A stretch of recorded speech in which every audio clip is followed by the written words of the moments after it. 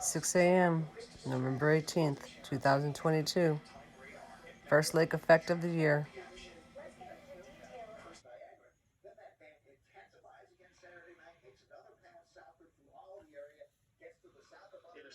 Steve said, he goes, at one point, he almost had to stop because there was so much snow coming down on the windshield. He was like mesmerized.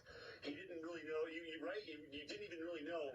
Yeah, you had like vertigo or something. So it was nuts driving this thing. A lot of people, this area is absolutely getting walloped right now. I mean, we must have saw, 4 or 5 thunder and lightning strikes on the way down here. I mean, it was absolutely nuts coming down. And then it finally moved south, but not before somebody, maybe Hamburg, winds up with 4 feet.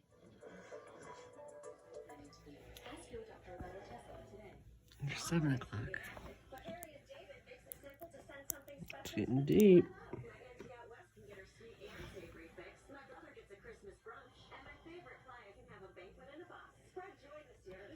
It's a lot of snow.